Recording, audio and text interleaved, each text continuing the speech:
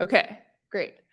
So what's in store for today? So we have a jam-packed session, but I'll try still not to go too fast. So please ask questions as we go. We're going to start off with the main topic of today, which is going to be how do we quickly read an income statement. So you're in a management meeting, you're in a meeting with your founder, maybe you're running a division of a company, and you're talking about the numbers. And maybe you never got taught how to talk about the numbers, and so that's what we're here for today, which is how do we actually look at a bunch of numbers, understand them quickly, and explain them, or like at least voice them over, at least say what we're seeing. We're going to talk about some startup specific topics, specifically burn and runway. How do you do the quick math around how much runway does this startup have? When are we going to need to raise capital? And then if we have time, which is a little ambitious, we'll talk a little bit about valuation. So pre-money and post-money valuation, really just to familiarize you with some of the terms that people just throw around that we don't always know what they mean. All right. So we're going to use a familiar enough company, although it's a slightly older time period, which is Peloton. Hopefully you guys can see that. If it's an eye chart and you're in the back, just come up. You can get up right now and come up to the front. And we've got a bunch of numbers, which is almost always the case when somebody throws a bunch of numbers on a page. So the first question we have is, where do we start with a bunch of numbers? Like, what are we even looking at? And so I want everybody to take a second and look at this page. And there's a couple of things we want to look at first just to orient and know what the heck are we even seeing here. So think about what that might be. And I'll tell you, before you look into any of the numbers, we actually just need to know what time frame are we talking about?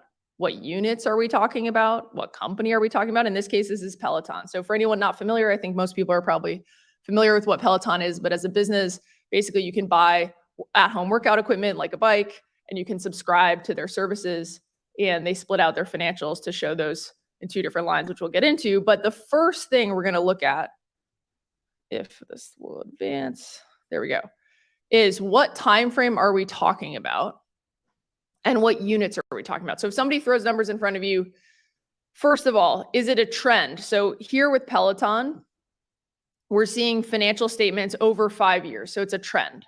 Oftentimes people show us financials that are versus a budget or versus last year or versus some other comparison point. So we have to orient to that first.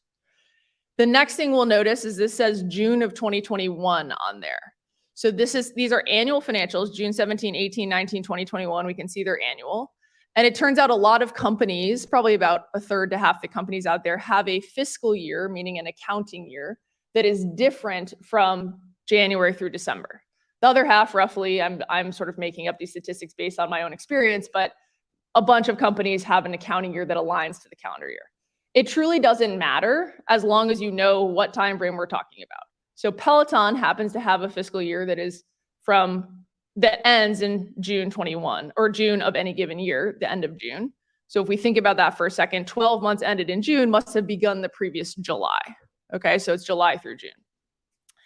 And we've got units here, so in millions of dollars. So I often ask people, particularly when I'm in a smaller setting and I just randomly call on people, could you say a sentence out loud? Like, let's say you just looked at these numbers and you walked into your friend's office and you were like, wow, I can't believe Peloton does X amount of revenue. Or in this time frame, they did X amount of revenue. What would you say out loud? How much revenue did they do in the year ended June 21?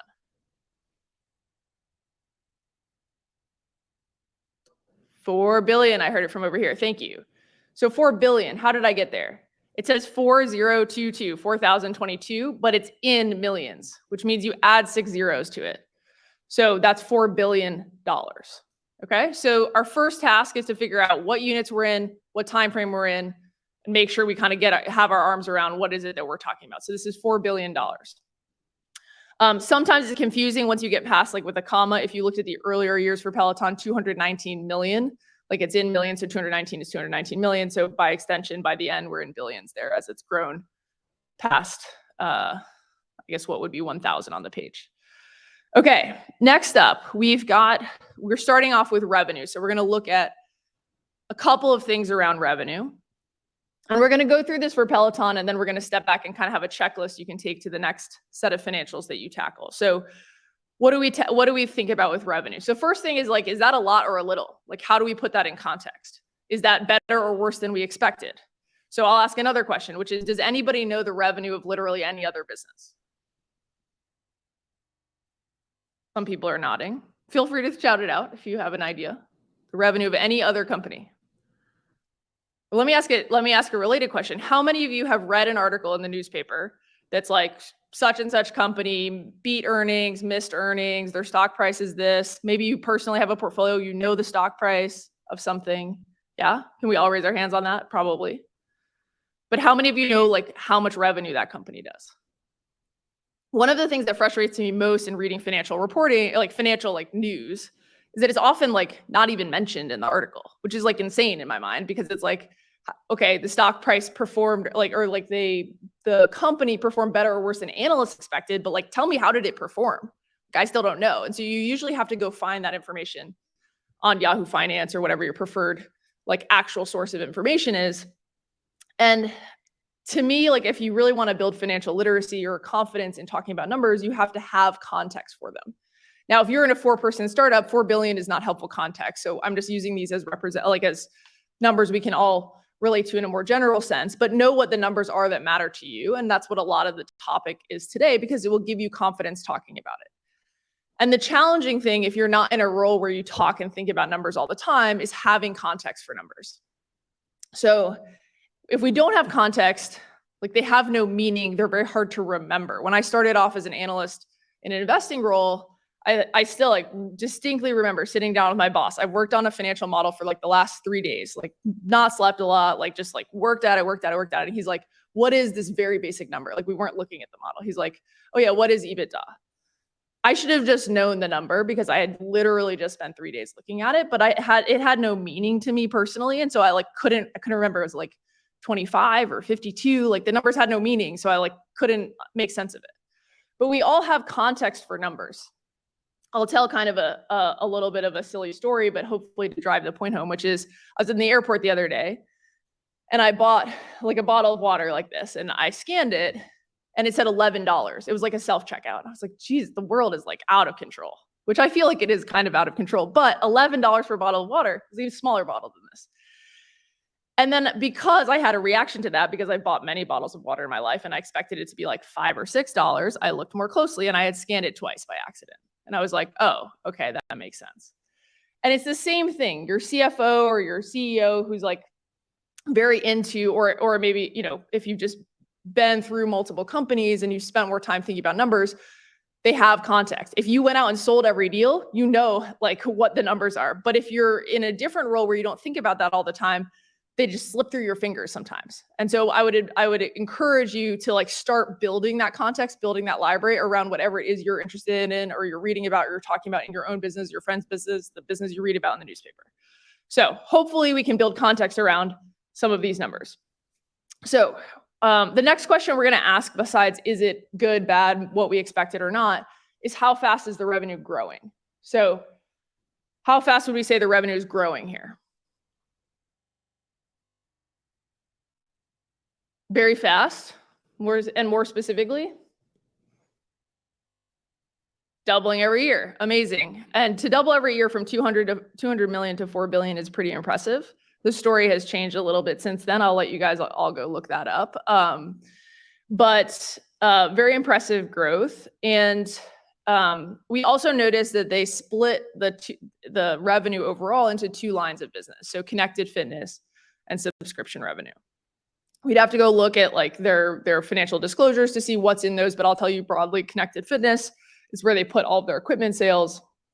Subscription is where they're putting the revenue from everyone subscribing to the monthly like content that you can get access to. So why might they split those apart? That was an intentional decision, presumably, by their CFO. And by the way, none of this is investment advice. None of this is non-public information or anything else. But why might they think, and so a lot of it's conjecture, but why might they think about splitting those things out? Yes, over there.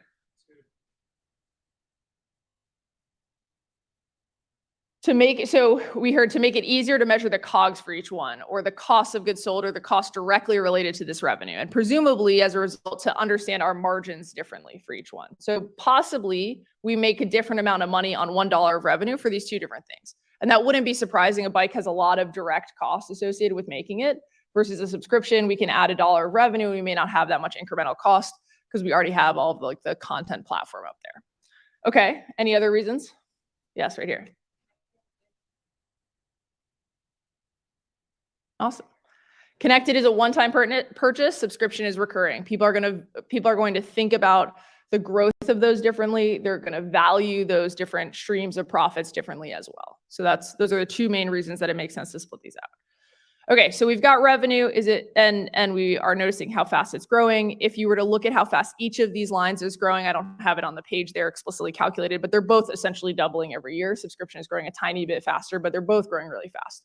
Sometimes another reason to split them apart differently is if the growth trajectory has been very different for the different parts of the business.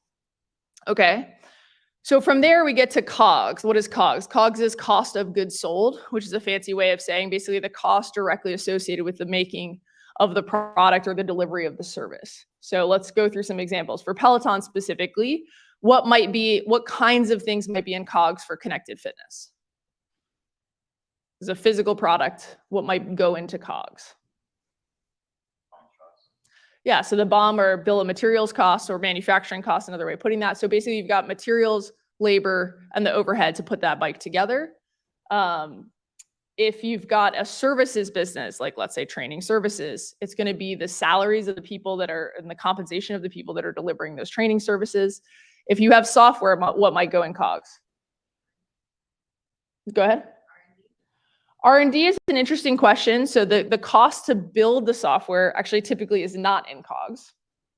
But think about providing the service to the customer. It's funny when we say service with software, but SaaS is software as a service. What does that mean?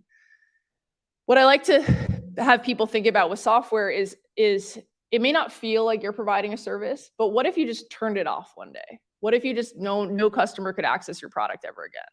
They would all probably be like, whoa, like I signed a contract for a year and like I can't access the software anymore. You're actually providing them a service on a day-to-day basis. And so what you want to think about is what is your cost directly associated with doing that? And that's things like your hosting cost. So for subscription for Peloton, for example, like if they pay for AWS or Azure or something like that. And then it's things like the customer service to keep your customers, like directly help them use your product, typically goes in COGS. But we're getting into an open question, which is like, there is some gray area between what really belongs in COGS and what belongs in OpEx. And unless you're like a technical accountant, it's probably not really your job to figure out like what goes where, but it is your job to ask. So when you see financials, you should say like, hey, is that thing in COGS or is that in the next section around cost, which will be on the next page, which is operating expense. Okay, so let's keep going. I have a couple things. So we talked about the revenue. All right, so when we take revenue minus COGS, we have gross profit. So this is just a moment to pause on the income statement and say, hey, how are we doing so far? Okay, what are the trends so far after we take out a certain section of costs? And then we'll have the rest of the costs below this in operating expense. So when we see this, like usually, basically for revenue, people will look at how fast are things growing, and for everything else, they'll compare that thing to revenue. So what is this as a percentage of revenue, and is that percentage getting better or worse over time? When it's a profit item, you call it margin. When it's a cost item, you'll just say percent of sales. The math is the same either way. So on this page, if we take the 1.4 of gross profit divided by the 4 billion of revenue in the far right-hand column, you'll see that's 36% of revenue. So you would say this is a 36% gross margin business at the latest time period on the page. And if we look here, since this is trended data, we can say what has happened from a gross margin trend perspective over time. So it looks like the overall gross margins went from 34% to 44% to 42 to 46 to 36. They're moving around. If this was a more mature business, you would expect more stability in gross margins, like a tighter band, generally speaking. In an earlier stage business, you can sometimes have a lot of variability because the business is growing and changing so quickly. In something like a SaaS business, you're hoping for gross margins in the high 70s to low 80s. Physical product business, this is actually not bad. As a general rule, like something in the mid 40s to low 50s is not like bad. I wouldn't say, oh, that's terrible or something like that. In general, higher margins, depending on like what it is that you're selling, could mean a more differentiated product. Maybe you have more pricing power. Lower margins might mean more commoditized. It just depends. So we see these margins, and then we can notice that there's different gross margins for the different product lines. So we can double click and say, what's happening if we look at just connected fitness, we have 911 million out of 3.1 billion, or we have 542 million of profit for subscription out of 872 million. So we have a different amount of profit left after the direct costs for each of these product lines. So that's not totally surprising, since connected fitness has a lot of physical product costs associated with it, and subscription presumably has much less. It probably has cloud hosting costs, maybe it has music subscription payments or royalties, but it's not got a lot of physical costs. So this is not shocking to me. What is surprising to me, though, is like there was good consistency in the connected fitness margins for a while. Like they were in the low 40s. Totally acceptable, I would say. And then you see in the most recent time period here on the page, which is not the most recent time period in life, but in the page, a drop from 43 to 29.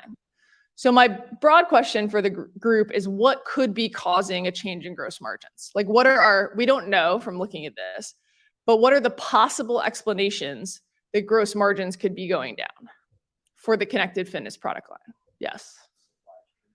Supply chain issues. So what might a supply chain issue result in?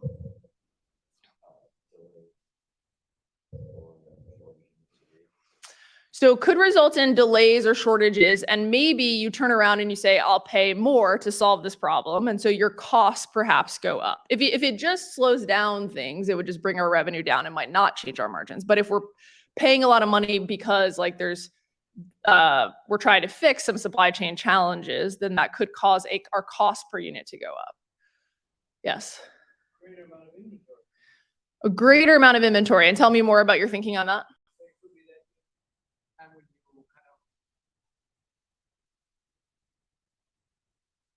All right, so greater amount of inventory. I love that you brought that up. So there's a limit to what we can teach in an hour, but I'll try to hit on important concepts, which is in accrual accounting, which is the type of accounting that every larger public company is going to do. As private companies get larger and think about going public, they should be doing accrual accounting. Your small 5-person company might not be doing this. It might be doing cash counting.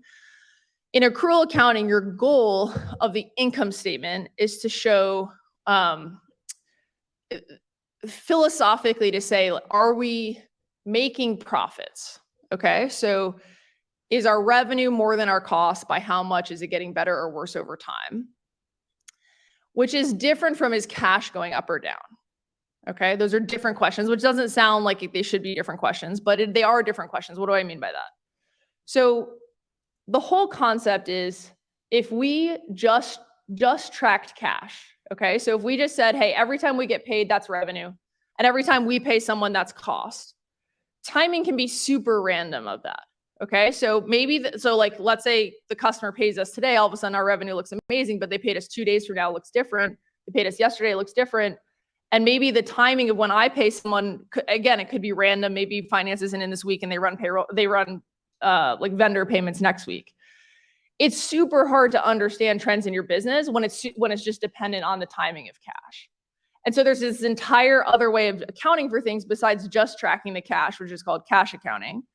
The entire other way is called accrual accounting. You may have heard of GAAP. GAAP is the US standard for accrual accounting. Internationally, it's IFRS. They're more or less pretty similar unless you're a technical accountant, in which case there's some differences. But the concept there is that we're going to have two different things. We're going to have the income statement, and stuff is going to show up on the income statement when services are provided. Okay, so for revenue, that's when we ship the product or deliver the service to the customer. And for the corresponding costs, it's the same time. And then for general costs, it's when the service is provided to us. So like, let's say we're going to a conference we have some huge booth at a conference next year and we have to pay for it now. We don't actually account for it now in the income statement. We're going to account for it when we go to the conference. So it's all aligned to the timing of the service being provided. So the reason I bring up that whole comment is based on your inventory comment, which is if you just build product, it doesn't actually hit the income statement. It's only when you ship it, which surprises a lot of people. So it's only when you ship the product to the customer that you have COGS. So I know looking at this that the COGS here relate to products that ship to customers. And I have no idea looking at this page if they built lots of product or they didn't build lots of product. That's going to be an inventory on the balance sheet. And I don't want to go too far down that rabbit hole today, but keep in mind that what you see on an income statement, if it's accrual accounting, and you should ask whatever finance person put together the numbers you're looking at. But if it's accrual accounting, it should only relate to, it should show up when the services happen, like when you meet your obligation to the customer, or when a service is provided to you, completely independent of the timing of the change in cash. The cash flow statement is, like, if you've heard 3 financial statements, you have income statement, balance sheet, cash flow. The cash flow statement is where you would see, like, okay, what actually happened with cash? And it turns out you track all those other details you would need to bridge between those things on the balance sheet. So you would track how much inventory have we built and not shipped to customers on the balance sheet. Okay. So this is all of that's a long story to say. It's probably not because they may or may not have built a lot of product. We have no idea by looking at this. What other ideas could we have for why gross margins change? Yes. Excellent. So we could be running discounts. That's a broad umbrella called price. A lot of people forget about price. Price is a huge driver of margin, right? I raise price, that flows through. Like, I may not sell as many units, but that's a different question. The money I make on each unit I sell just went up for sure if my cost didn't change. If the cost per unit goes up, we can mostly think of the cost per unit. So a lot of people think, okay, but my cost per unit might have changed. That could be supply chain or a million other reasons. Maybe like, maybe the cost of labor went up. Maybe the cost of labor to build the bikes, that is. Maybe the cost of the material that goes into the bike went up. Maybe I had to pay my supplier a lot more for bikes because they said they're running short, whatever. So cost per unit could have gone up. Price per unit could have gone up. There's one other reason. Yeah, go ahead. So market saturation, and what would that do? So basically a question of demand, is there as much demand for bikes? So changing volume by itself will not, just the volume change will not actually change how much money we make on each bike, which is a question of margin. So, but I like that you raise this because often demand can cause other things. Like we chose to discount the bikes to move them along, that changed our price, for example. So demand can put pressure onto margins, but demand changes themselves. You sold more or you sold less. If you're selling it at the same price per unit and it takes you the same cost per unit to deliver that thing, has not changed your margins, which is a question of, for every dollar of revenue, how much profit am I making? Okay. There's still one more reason, and I'm going to give you a hint. Let's assume that they sell multiple different products within connected fitness, like they sell bikes and they sell treadmills. They did have a recall, so there could be recall issues in here, but that's a little bit specific to Peloton more generally. Yes. Yes, so we could have a concept called mix shift. So whenever you have different stuff inside of one bucket that you're selling. So I'm selling product line A and product line B. I'm selling to customer A and customer B. And those different things are at different margin profiles. Like let's say bikes, I'm making this up. This is not Peloton specifically, but let's say bikes in general, they've made them for a long time. They're good, high margin product. And let's say treadmills are newer and they've had issues with them and whatever, and they're lower margin. And they just start selling more treadmills because it's like a new exciting product and everyone needs one. Well, even if they both stay at exactly the same margins as they were before, just by selling relatively more of one than the other, all of a sudden your blended margins, which is what we're looking at, changes. So the 3 basic reasons that any margins in any business at the gross margin level could change are basically price per unit, cost per unit, and mix shift. And this is like a major takeaway. So take this to wherever you're considering looking at margins. Do I have a pricing issue or opportunity? Do I have a cost issue or opportunity? And is what's happening from a mix perspective, is that potentially explaining what's going on? And mix doesn't have to be different product lines. It could be just like, I sell to this customer. We make a lot of money from selling to this customer. We don't make as much money from selling to this customer or this division or this, whatever. So mix shift could be driving some of that. On the cost per unit side, there can be variable, which is kind of what we talked about, which is maybe the material cost went up or the labor cost went up. But it could also be something that's more of like a fixed cost and how that's coming into your product. So let's say they open a new factory and it's not very efficient. Let's say that factory has X amount of utility cost every period. If I make 100 items, then I spread X over 100 items. If I make 1,000 items, I spread maybe X or like a little more than X if the cost went up a tiny bit over 1,000 items. All of a sudden the cost per unit went way down because my fixed cost is very different per item. So sometimes that's another more subtle reason that costs can be changing on a per unit basis, more of a fixed piece of that. Okay, before we move on from margins, any questions on anything we've talked about so far? Yes. So I just was looking up the most current total revenue for I was just looking up the most current total revenue for Peloton. Okay. Which said 642 million in the quarter or the year? For the fourth quarter, fourth quarter fiscal year 2023. Okay. 5% decrease year over year. So at what point do you have to be in touch with your constituents about, particularly about drops in revenue? And constituents, give me context here in what. So the people that you're working with, the people who are trying to buy into your company, at what point do you have to like be in touch with them? Like if I were a Peloton CFO in this case or something like that? Yeah, exactly. I mean, I think it's a different, so when do you have to kind of tell, like signal to people or tell people that maybe performance is changing, let's say? I think that really depends on if it's a public company or private company. If it's a public company, that's like a lot more regulated in terms of what you say and how you say it.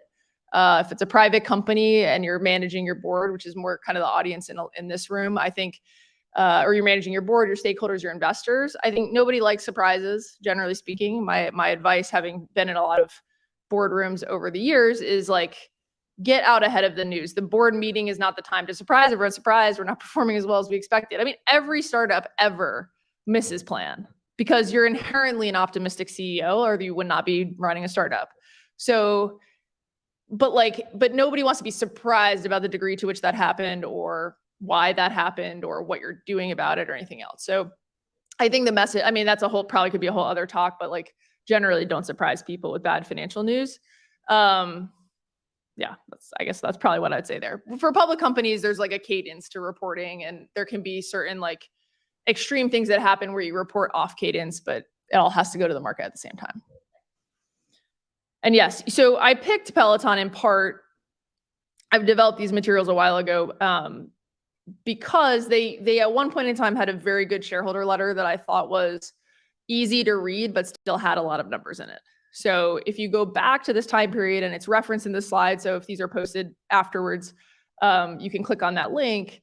They used to write about the business in a very layman's terms, easy to understand, and explain the numbers, I think, pretty well without overcomplicating or making a million pages of dense reading for their shareholder letter. The shareholder letters have evolved a little bit over time as under new management.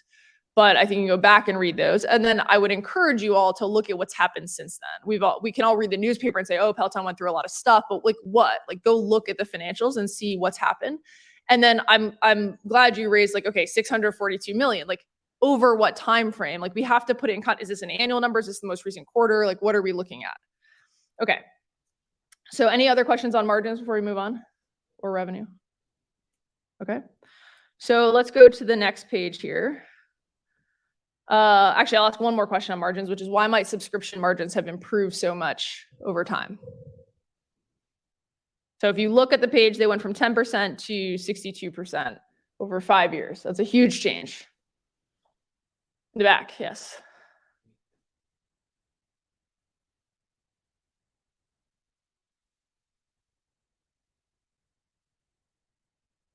Yeah, so the marginal cost of adding more subscribers is probably low because this is basically technology. So they're hosting the service. It's not pure technology in the sense that there are teachers providing stuff and there's music royalties and so on, but like it's more like technology than not. And so as we add revenue, we're not having to add a lot of costs. So you can see a huge expansion of margins.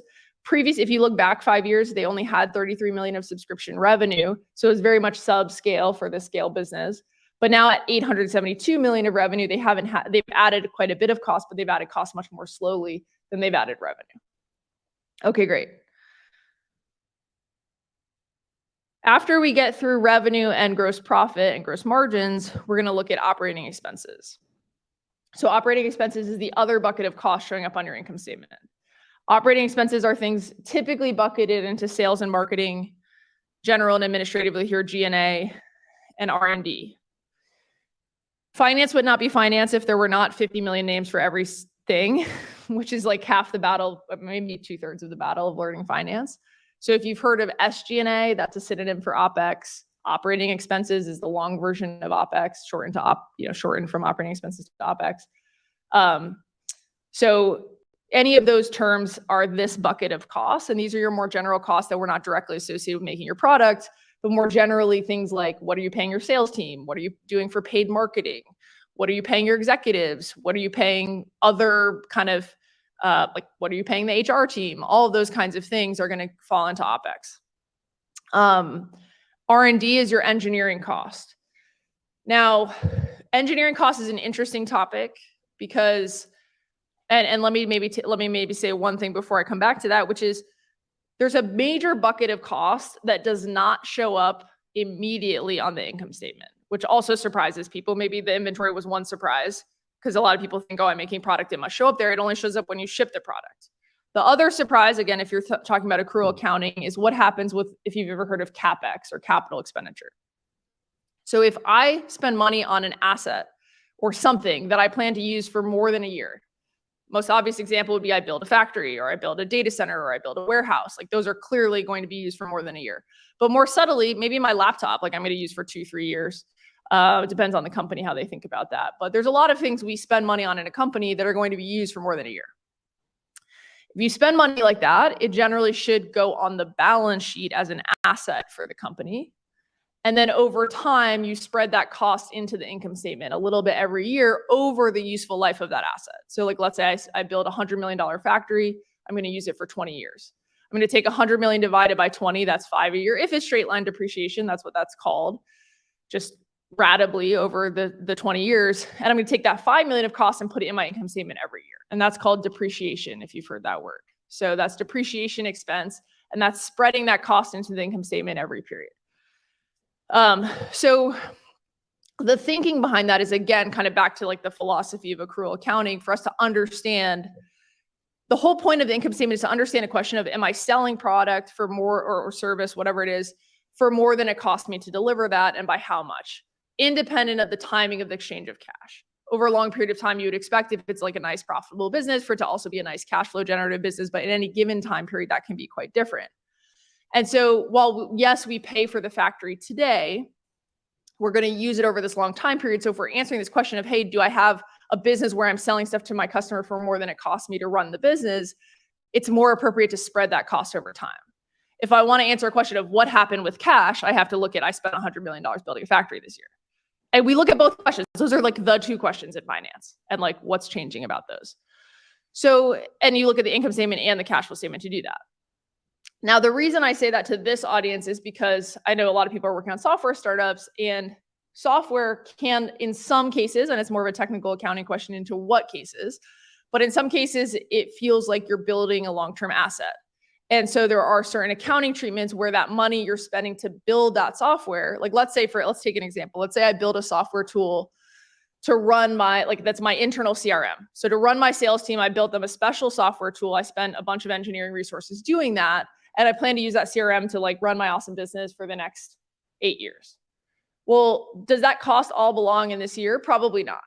And so that cost is probably going to get put on the balance sheet and spread out over time. Some of this depends on the scale of company you're at. Like this is probably not happening at all. If you're a 5-person company, like hopefully someone's doing the accounting at all. But like if you're a 50-person or 150-person or 1,000-person company, and you have a finance person thinking about these things, probably this is happening. And so to understand the numbers, you want to understand that. So one of the questions you would ask when you look at the numbers is, am I seeing all the cost, like all the money we spent in the quarter, is it all here or not? Or is it possible that some of it's sitting on the balance sheet and it's going to come in later? And you want to do that to make sure you're being honest, like in your conversations internally as a team, as to how much money you're really spending from a cash perspective. Cash is king in a startup and in most places. And so you want to make sure you fully understand that and ask your finance person, including if they're like an accounting firm that you're working with, to show you a set of numbers where you can understand what's happening, not just with income, but with cash as well. And in a software company, a big situation can be, are you spending a bunch of money that's going on the balance sheet? Because you're building these long-term assets, and probably in 6 out of 10 companies that's not happening, but in some of them it is. So make sure you ask the question. In bigger companies, it is definitely happening, but in small companies, I would say 6 out of 10, it might not be getting accounted for that way. But in bigger companies, it definitely is. And so the bigger company you have, make sure you ask that question. And then if you're building a warehouse, factory, data center, any of those kinds of things, for sure, you've got a bunch of cash going out the door on those things that you're not seeing on the income statement. Okay, so that sort of explains what's in and outside of OpEx. For OpEx, we want to look at, okay, how big is this OpEx relative to what? Relative to revenue, probably, also relative to your gross profit. So if we take gross profit here, 1.4 billion minus OpEx of 1.6 billion, we get to a negative number. That's not really any company's long-term goal, although lots of companies are not profitable at the beginning and then hope to scale up to a point of profitability. And you could imagine if they kept growing revenue at this rate and kept growing OpEx at this rate, so that's our next question, which is how fast is OpEx growing? You could think about, would they become profitable over time? So how fast has OpEx been growing here? We see percent of sales and we see year-over-year growth. So year-over-year growth, it looks like, was 57% and then 79% in the most 2 recent years. That's still really fast growth, but it's a lot less than the revenue is growing. Revenue's doubling. OpEx is growing, 79%. So if that trend continued, you would cross over into a land that is profitable. If revenue stopped growing and OpEx kept growing, you get a lot less profitable or a lot more unprofitable. So that's the key question around OpEx. Okay, we take gross profit minus OpEx, we get to EBIT, or earnings before interest and taxes. Again, this is just a profit metric partway down our income statement. And why is it called earnings before interest and taxes? It's literally before we have subtracted those line items. We have not subtracted interest. We have not subtracted taxes. So this is EBIT. Why is it not EBITDA? Raise your hand if you've heard of EBITDA, like you've heard that word said. Somebody was like, oh yeah, we need to have better EBITDA or grow EBITDA or multiple of EBITDA or whatever. And probably a lot of you that have heard it could rattle off earnings before interest, taxes, depreciation, amortization. But what does it mean? It literally just means our earnings, so how much profit we have left before we have subtracted interest and subtracted taxes and subtracted depreciation and amortization. Keep in mind, I wrote on the page here, EBIT for gross profit minus OpEx, because that is before we have subtracted interest and taxes. You guys all nodded a few seconds ago when I said we have not subtracted interest and taxes. So hopefully you're already seeing that part. The depreciation is a little tricky. Depreciation is a subset. Typically, it's a subset of COGS and OpEx. It's a flavor of COGS and OpEx. If I double clicked, you could see the depreciation, but I haven't double clicked, so you just see COGS.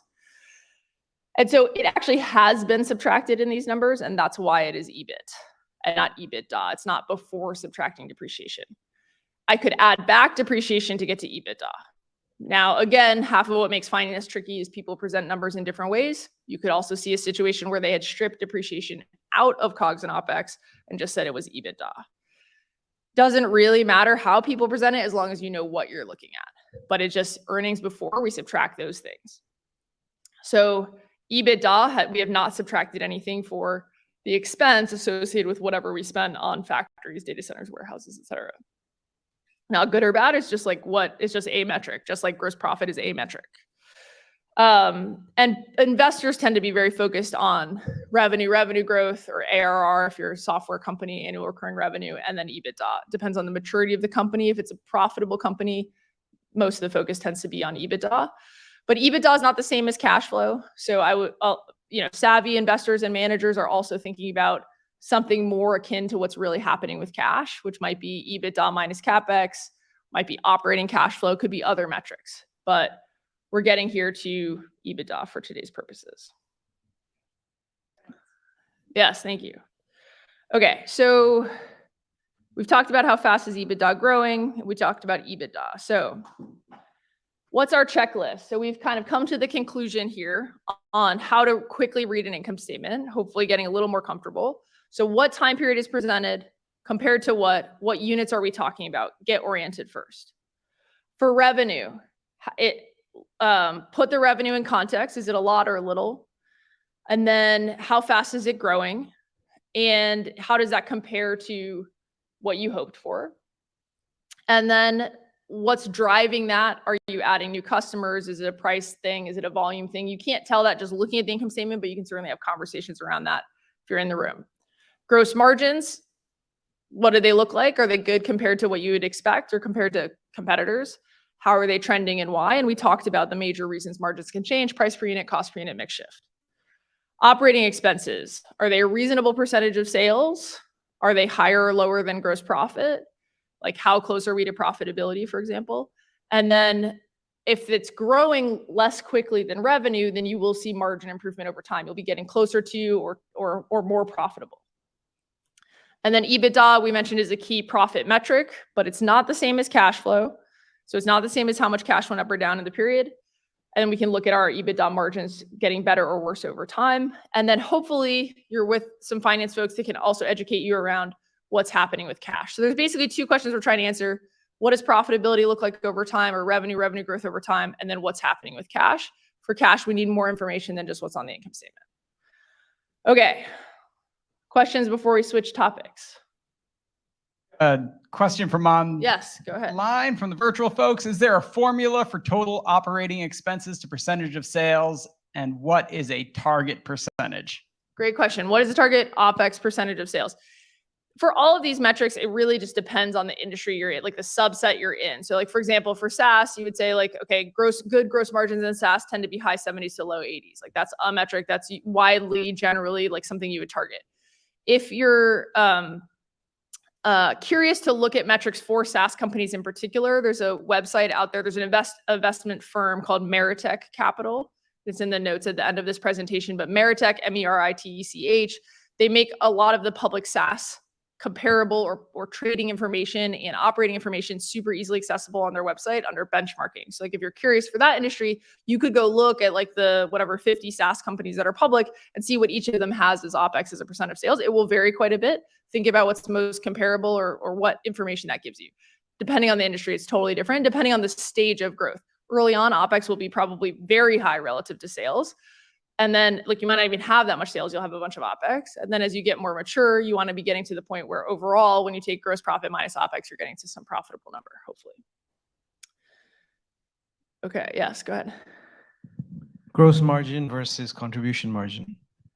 Gross margin versus contribution margin. Contribution margin is trying to get at a question of, as I add customers, basically, what are they contributing to my bottom line? Or like, what's the incremental flow through to profit? And so sometimes things that are more OpEx related could be considered part of like, okay, what like if they're sort of variable to adding that customer. Some people, contribution margin is not like strictly defined GAAP term. It's more of like a way managers think about a business, which is like, okay, what's the incremental flow through on like a new customer that I add? It's the general concept. Okay.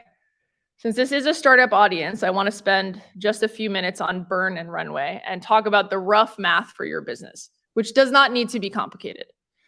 So what do we think about for the top line of a business? Business does not need to be complicated, in my opinion. You want to think about what are the drivers for your business, but in very simple, more generic terms, how many customers do I have?